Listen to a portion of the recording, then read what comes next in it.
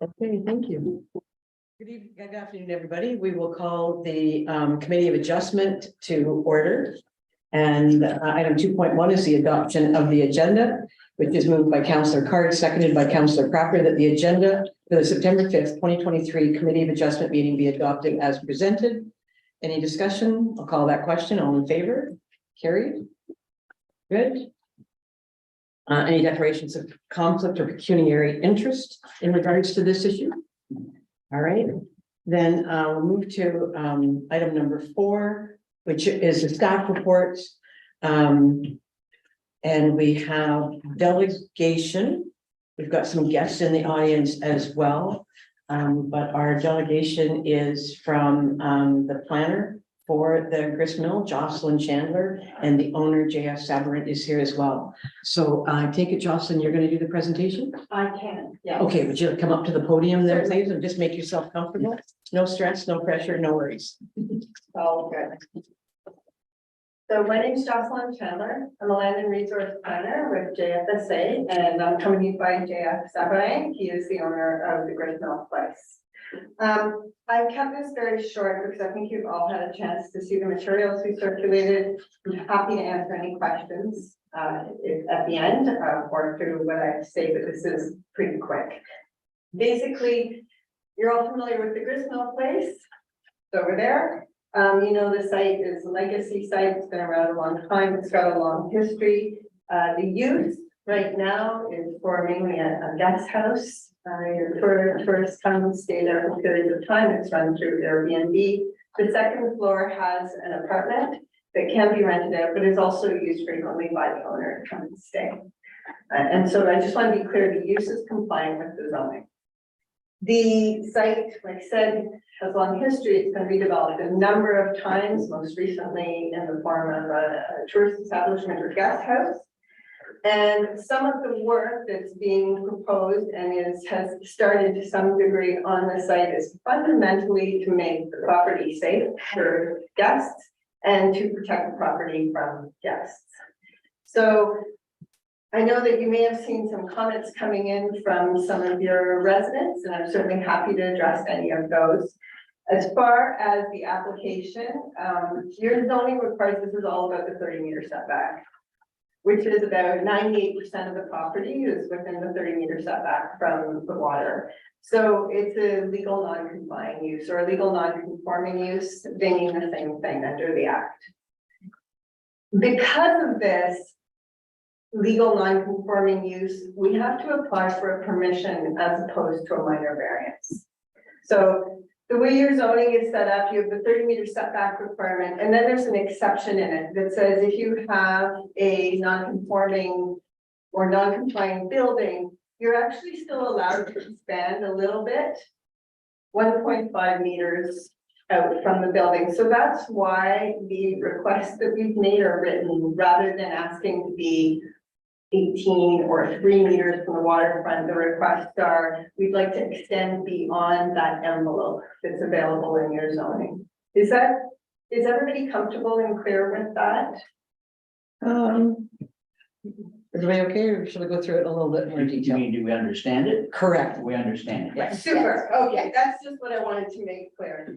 We did consult with the Upper Rideau Lake Association. We consulted with the RBCA and with your consulting planners, Novotech, before we submitted the application. Unfortunately, with the Upper Rideau Lakes, we weren't able to connect with them until after we submitted the application, but we have had discussions with them. We did specifically try to address their concerns, and I think from the correspondence I saw that they are reasonably comfortable now.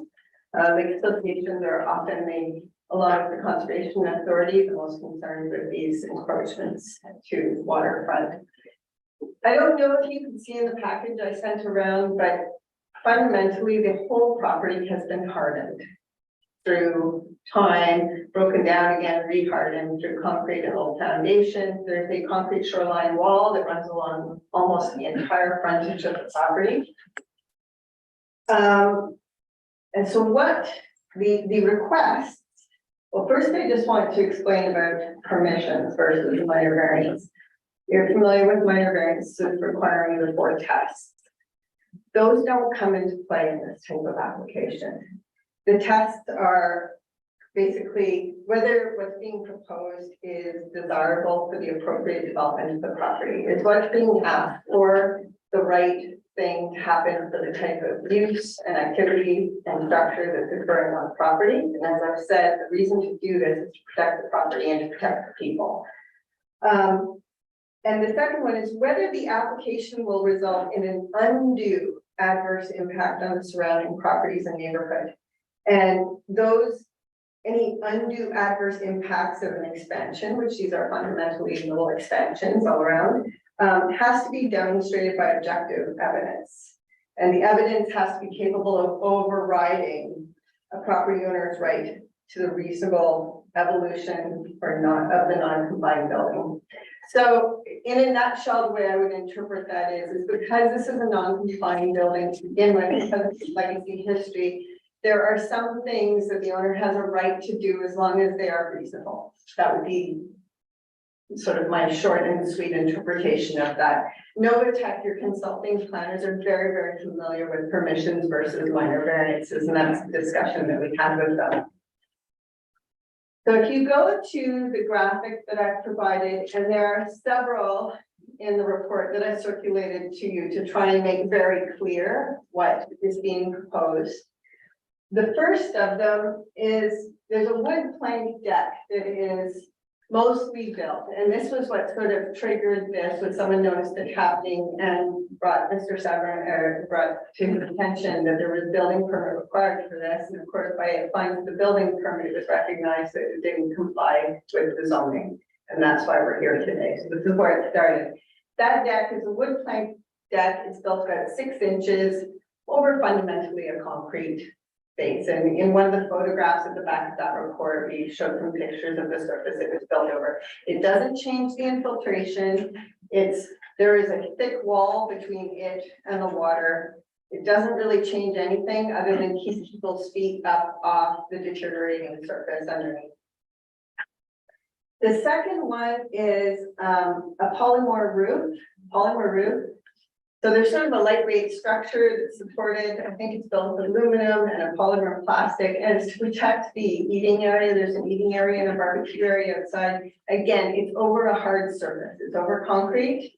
It's not changing infiltration. It's not changing anything that you would normally be concerned about within the waterfront setback because of just the nature of the site. The third item, and what I had said to Mr. Sabra is, if we're going to do this, we're going to do everything now. Like, tell me everything you want to do, and we'll just deal with it so you guys can see the whole package rather than worrying about sort of an incremental, cumulative approach over time and having to deal with this over and over again. So this stuff is not all happening this fall. This is the sort of long-term plan. So we have the roof. The third item. There's a deck that's shaped sort of like a triangle, and it's sitting on top of the concrete shoreline wall. The only way to get paddleboards and canoes down to the waterfront is to come down on that sort of, from this picture, I guess you'd say your southeast side, and you come down a steep slope, that's the yellow, a steep slope, that's the yellow, and turn onto that deck. The surface there is sort of, it looks like maybe someone tried to put flagstone down there at some point. It's broken up, it's been redone. There's still a shoreline concrete wall there. So we're trying to extend the wood plank surface. That's number 3, that's the deck. And then there's a steep slope where you see the number 4. It comes down from the main floor of the building down to a lower level floor, like it's a full floor down and quite a high one. The slope is quite badly denuded by foot traffic coming up and down. Again, it's a mixture of concrete and stones and some soil that's sort of managed to settle in there but keeps getting scraped off. So he's built partially the top part, and again, work stopped because of the building permit being required. Some platforms and stairs. And there's a little bit of a picture of the part that was built in the back of the report that I sent to you to bring people down along the side of the building, down to that waterfront, keep them up off the ground to prevent it from being further eroded, and also sort of keep the traffic in that one spot. And that leaves us a little bit of space down the side and at the front where we can actually plant and get some vegetation there now. So number 3 was that deck extension, and number 4 is a series of stairs and platforms all built with wood. And they're not foundations being put in, they're put on those concrete footings that sit on the ground. Number 5, the second and third floor, or you can say the main floor and the top floor, both have balconies off of them. And they'd like to screen them in and put a polycarbonate roof over that. Again, it's not changing where the water goes, it's still landing on decks and then draining off. It's not making it any larger. Number 6, same thing again, is the desire to ultimately screen and put a polycarbonate roof over an existing, actually the main floor is still building, and then there's a deck on top of that. And so to put a roof and screening over top of that. So that's the series of proposals. As I said, the stuff that was constructed is part of number 4, the stairways down, and part of the deck that was, well, I think it was completed, number 2. And there are some, or number 1, I apologize, it's near the top. There also are some glass railings. There's a sluiceway there. I don't know if you've ever looked into the property. There's actually an open water sluiceway that runs through, and some railings were constructed around that to stop people from falling in. But that is the extent of the proposal. And I'm happy to answer any questions. Fundamentally, it keeps the property stable and prevents people from hurting themselves. So it can continue to be used for guest house, which has been very successful, I understand, so far. Okay, well, thank you very much for your presentation. I'm going to turn over to council. I know they've got lots of questions. Just one question. I didn't quite hear what you said. The renovations began and you didn't have a building permit, and then you were made aware that you need a building permit. So what has been done to date? Okay, so if you look at the top of the screen, number 1, where there's the wood planking. So it's raised on 6-inch. They're not stringer joists over the concrete, and the wood planking was put in the deck. And there is a picture of it right at number 1 at the back of the sort of an appendix with a whole bunch of photographs. Page 17. Page 19. Page, well, I have it as page 2. It's the first page of the. Yeah, page 17. And it can show you 2 photos that show sort of a red seat or Adirondack chair Yeah. area. That is the planking that's put in. Okay. And you can see the wood board that is the railings now around the sluiceway.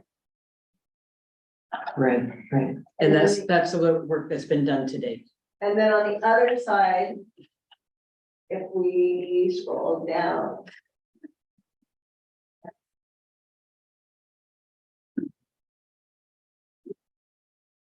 A little bit further, there, okay, you see the red stairs there? Yes. So the other stuff photoshopped in way better than I thought it would. I sort of imagined what the deck and landings and stairs going up are, but the stairs were built part of the way down, but the work stopped. And that's it. And that's it, yeah. Okay, thank you very much for your presentation. I'll turn it over to council. Councillor Crawford, go ahead.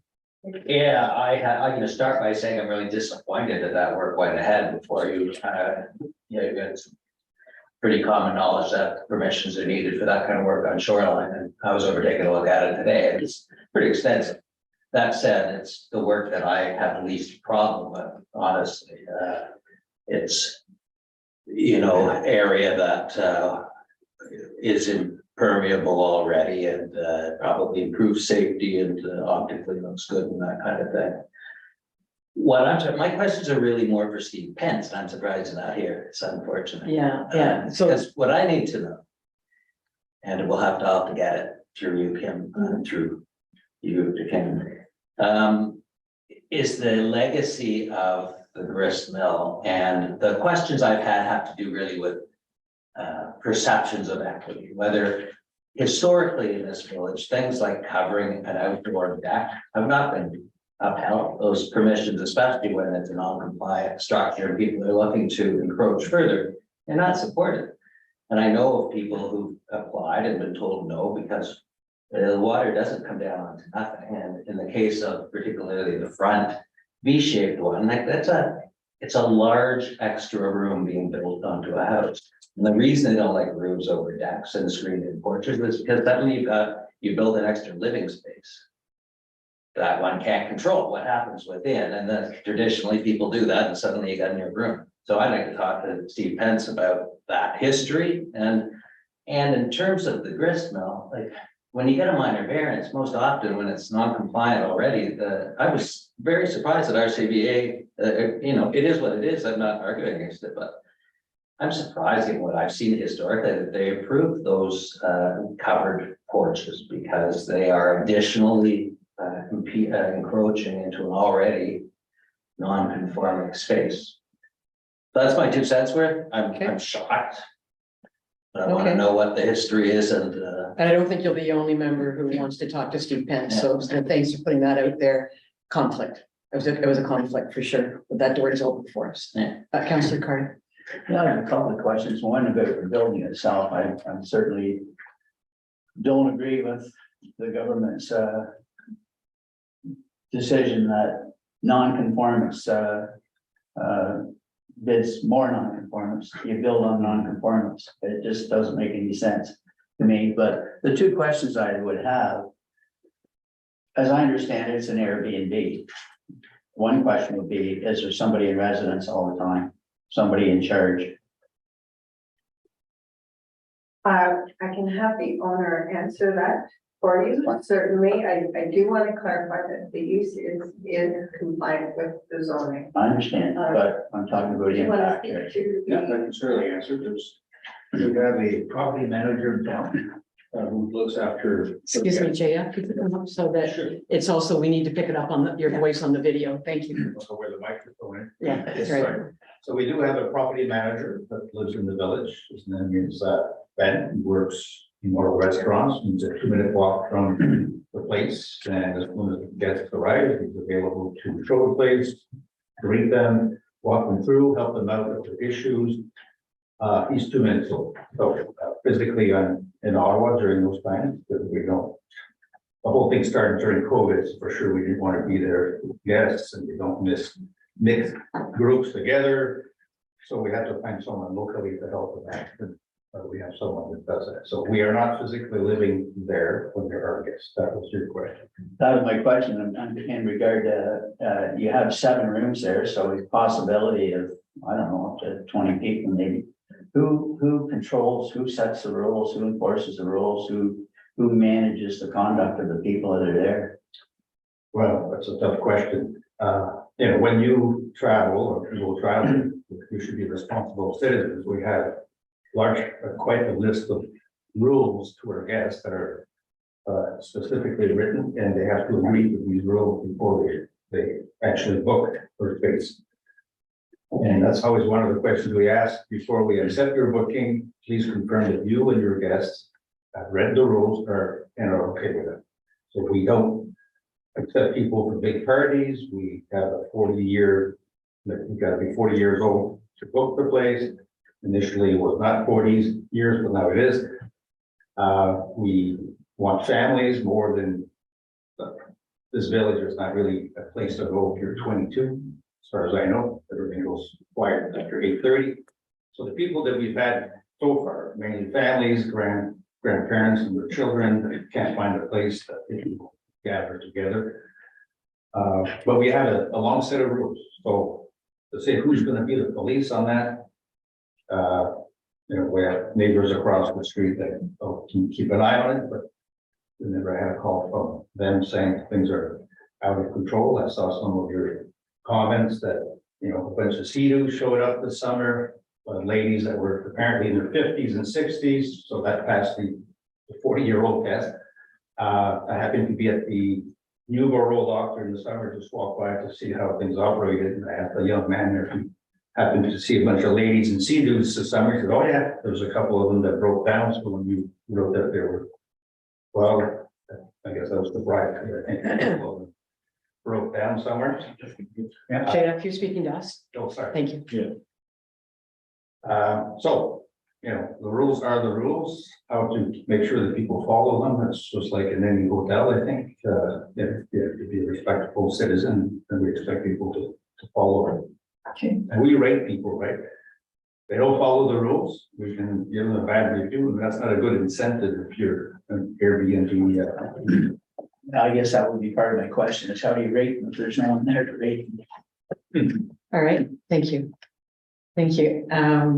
Any other follow-up on this side of the room? Councillor Carter. I echo Councillor Cardin Crapper's concerns, but I'm also wondering from an environmental standpoint, I'd like to see some protection in addition to some native species to the water or something that could maybe offset some of this if it all goes through.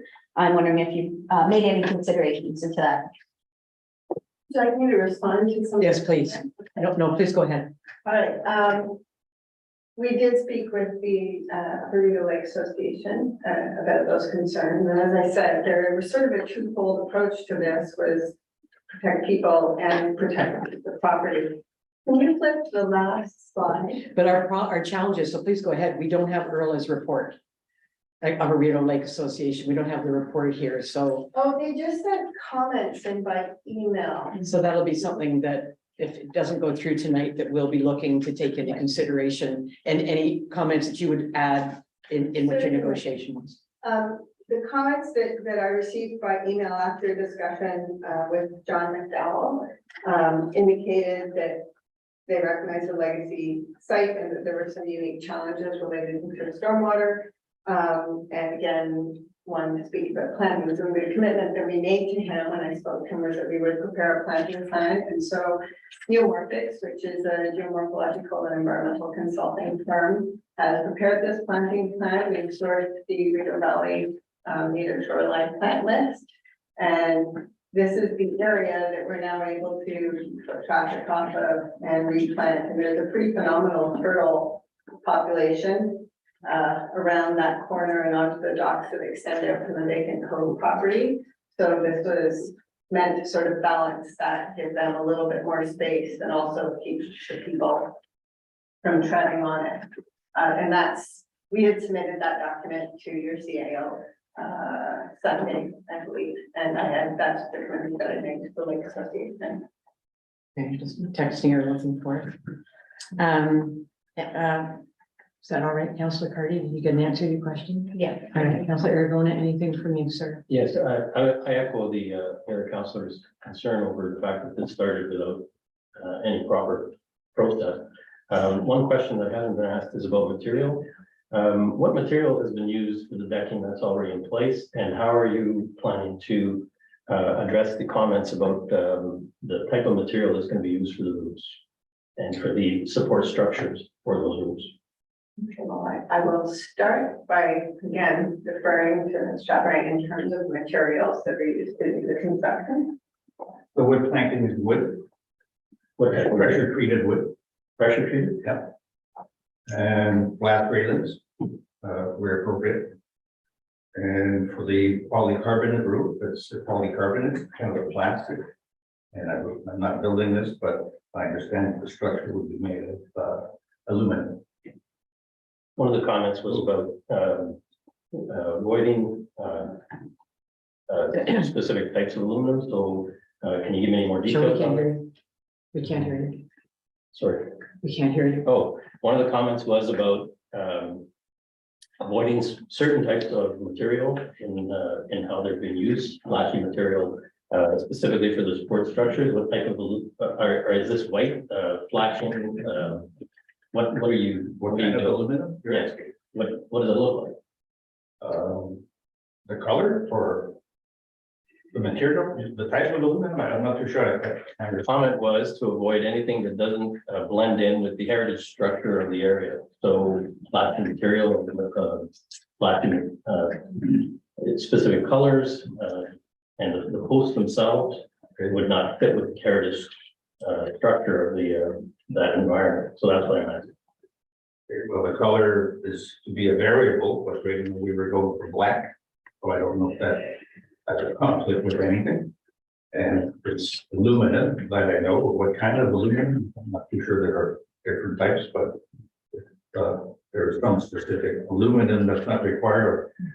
I don't understand, but I can get more specific. Yeah, I'm not sure we understand your question yet, Councillor Aragona. Is it the building construction material that you're asking about? Yes, I am. Yeah, the other question I had, I'll just move on. The other question I had, one of the recommendations was about incorporating rain barrels into the roof structure so that it collect the water. Is that something that you're planning to do as per the recommendations, or is this There aren't any now, rain barrels, but I'm certainly looking to where such elements could be introduced. I can see one spot for sure. Others, not too sure, maybe a second spot, but certainly willing to look into that. Okay. You want to go, I don't think I understand yet either about the construction material. So let's drill down a little bit so that you get the answers you need. Are you reading the? I'm on page 11 of the Rideau Waterway Development Review Team specifically suggested, as per Parks Canada, that within the 30-meter buffer, colors that blend with the surrounding landscape are encouraged, etc. That's what I was referring to. Okay, Janine, did you have a respond to that? Yeah, I think I can address that. So when the development review team does a comprehensive review with Parks Canada and the Conservation Authority, one of the things they have to look at is the fact that there's UNESCO designation, of course, on the Rideau system. So they do look for sympathetic visual environment so that you're not putting something that's at odds with that UNESCO designation. Now, the application that we made was for the encroachment concerns, and there's not a heritage designation on this property, but I'm quite sure that I could get confirmation from Mr. Sapanay right now that he would be very comfortable with making sure that the colors were appropriate to the property. There's a little bit of a subjective opinion in terms of what people find comfortable. The roof is, yeah, it's the least. I don't know if you've seen these structures, but they're not weighty looking. They're the least imposing visually. You more just see the aluminum support. And so if a color choice, it's not a glistening modern look that they're going for. You can see the way that they have sort of set up the property. They've been trying to keep it in keeping with sort of the nature of the gristmill place. That is the way it's marketed. The interior, if you look at it, it's very set up to be sort of sympathetic to that time. I'm sure that the choices that you make about the color of aluminum, who do you ask for an opinion on that? I'm not sure. But I don't know that you guys are particularly married to the color of the aluminum that's going to be. Thank you. Follow up, Councillor Aragona? Yeah, the last question actually, and this is for our team. Do we have in place any regulation as the type of wood that can be used on shoreline? I know in Quebec, you're not allowed to use pressure treated wood. I'm wondering if we have something like that in our regulation. Sorry, through you, Madam Mayor, I'm not really sure, maybe Jocelyn, you would know, but that would be a question for Stephen. Yeah. I am not aware of any regulations that are imposed either through the Conservation Authority or Parks Canada or the Village of Westport for that matter relating to the types of woods that can be used for construction within the setback. Okay. I would like an opportunity to speak to the concerns about roofing and structures so that you have raised. The concerns that have been raised about roofing and structures near the shoreline, because I'd be happy to expand on that. Okay, I got a few questions and then Absolutely. they may be the same. Councillor Aragona, did that answer? It's a question for Steve Pence and the CAO's got that written down, so you'll get it answered. Councillor Crawford. Yeah, the rain barrel notion is the direct link to the concern about additional overhang, because you're adding additional square footage of water running off to the ground as opposed to percolating. And rain barrels, like our DM, considered to be ridiculous solutions for that. And usually in this area, you're talking about dry wells. Is there any potential for a dry well? I mean, right now, each chops come up all that route into one corner, which is right into the lake. Immediately into the lake. Go ahead. I have to ask, I can't confirm where the runoff is going now. What I can tell you is. So I was a planner with Riga Valley Conservation Authority for 15 years, and I've dealt with a lot of these waterfront encroachments. And there are very different situations that you have to look at, and this one is a little bit unique. And that's a conversation I had with Frankie also. Normally, when we're looking at decks extending towards the waterfront, and certainly roofing, which often does become rooms, in floodplains, that's an issue because you're increasing occupancy. It's also sometimes an issue because you're increasing occupancy in the terms of the number of people who can use a place with more foot traffic near the waterfront. They're very legitimate things to be concerned about when you're talking about encroachments on waterfront. The distinction with this property, and it actually speaks directly to what you're talking about, bylaws, is you can't dig. There's nowhere to go. There's no infiltrative surfaces there. It's the foundations of the gristmill, the hotel, and the house. While they've been disturbed over time, you can't get the water into the ground. So you're right, runoff likely does come off. Now, an interesting aspect of this application is that Mr. Savarin actually is a water resource engineer and has a fairly strong understanding of runoff and water management, and he would probably be a resource you go to ask for solutions to this. And I talked to you about this earlier, like, what do you think could be done in addition to the fact that we've got some area now that we're managing to get some soil and vegetation in to provide the one area that we've been able to sort of get a stick through the ground that we think will hold some soil and some plants. They have established some flower beds up in the amenity area where those decks are. There's a couple of boxes along the walls that they've established soil and some planting there. But it's a bit difficult to decide where to put the water because it's kind of got to go into the lake. So what's the best thing you can do is try and make sure that water's clean. And things that get water dirty are obviously things like soil erosion, where you're getting sediment into the water, things like septic beds, which are always an issue along the waterfront. Fortunately, you have servicing here. And then chemical pollution, which would come from agriculture, and that's not an issue on this site. So the proposal that's being put in front of you, while all of your concerns are very legitimate in terms of waterfront development and setbacks, the things that we are used to seeing that are a concern are actually not exacerbating the situation that's already occurring there, although visually and descriptively they look that way. The best thing that, in my opinion, could have happened on this site would be to stabilize what's there now. So that concrete that's being walked on, which you saw in some of the pictures, I tried to show it, is deteriorating. It's raising like a sedimented concrete dust. As people wear it down, that's getting into the water. If you put decking above it, their feet are off it. Same with the slopes down the side. As people go down there, I walk down there, your heels are digging in, you're roughing up what's there, and a little bit of soil that's grabbing in is now running off, and you're not isolated. You're sort of stepping wherever you can get footage. So while I completely understand your concerns, and that is entirely what I expected to hear from you, I expected to hear from the Lake Association and the Conservation Authority. The reason you're not seeing concerns from the Conservation Authority and perhaps the Lake Association is we have done the best we could. The improvement is so incremental. I don't even want to really say there's a net benefit here, but it is absolutely not causing any of the concerns you would normally have with a property with structures that are encroaching towards the water. So that's the best information I can give you to consider. I've tried to give you photos and information that would give you the best view of what's being proposed.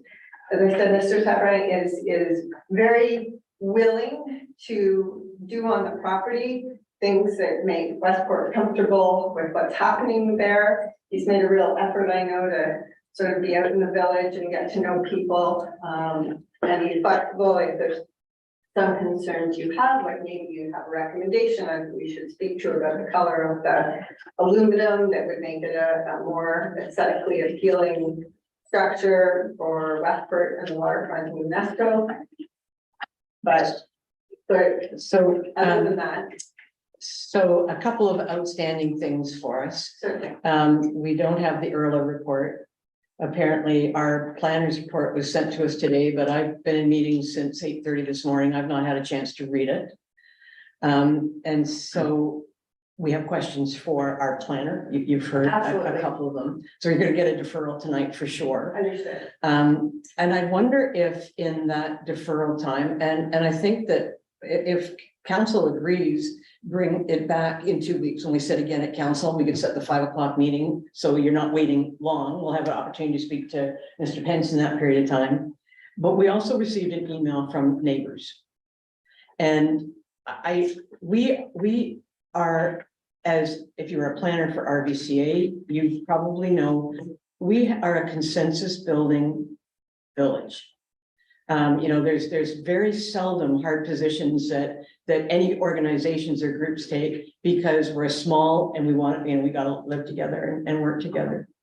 So I would hope that in the 2 weeks, Mr. Balfour is here tonight representing the condominium next door. There may be others. I'd encourage a discussion because you may be able to resolve a lot of the issues raised by Mr. Balfour. I want to run them by our planner to find out how many are appropriate under the Planning Act. So I don't have that yet, just receiving his email today.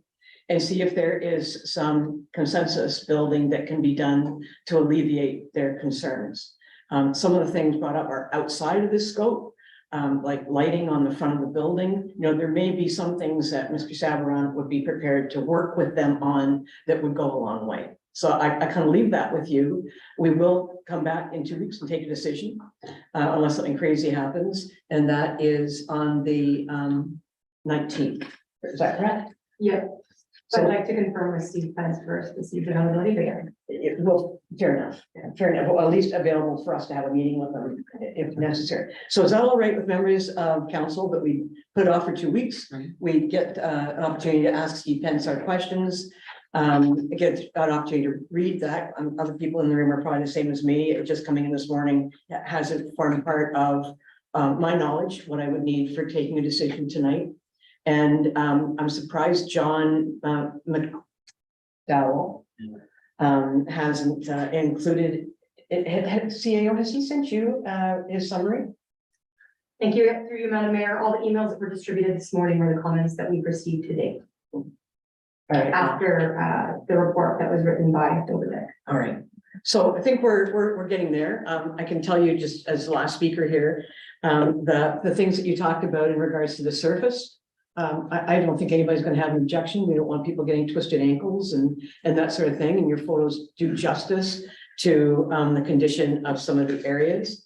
My questions will certainly be in relation to the polymer roofs. So I need to really have a good conversation, understand from our planner the impact. A couple of members of council have talked about that increases the runoff, and I accept that they're honest questions, but I'd like Steve to kind of walk us through that as well. So does that wrap it up for you and Mr. Savarin today? That we can't take it any further. We appreciate the presentation, and CAO will be in touch with you to make sure that the date's available for if you're going to return to answer more questions. Understand that this isn't the most urgent thing in that it's over many years, but we will not keep you waiting as long as we can get Mr. Pence at our meeting. If I may, I'd just like to address two of the comments that came from Mr. Balfour. In that Mr. Savarin has indicated he's more than happy to, if someone had mentioned to him that the lighting was an issue, he's very happy to have a conversation with them about that. And just to clarify, I think there might be a little bit of a misunderstanding about the deck extending out an additional 1.3 meters. It's not beyond the dock, right? I just want to make sure that Mr. Balfour has the information he needs. You can have that conversation with Mr. Balfour, I'm sure. Yeah, we will take from your report and from Mr. Pence's report, but I think that I like the path you're going down to clarify any misunderstandings so that the buildings are gonna be side by side for a long time, so see how we can work out those differences. Okay, everybody good? All right, thank you very Thanks much. very much. Thanks for your for time. coming, Mr. Salmon. So the motion is moved by Councillor Crapper, seconded by Councillor Card, that the Committee of the Adjustment Permission application PA 23-01 for 21 Main Street, Westport, be deferred for further information. All in favor? Carried. And that will bring us to moved by Councillor Card, seconded by Councillor Crapper, that the Committee of Adjustment meeting adjourn at 5:40. I'll just call that question. All in favor?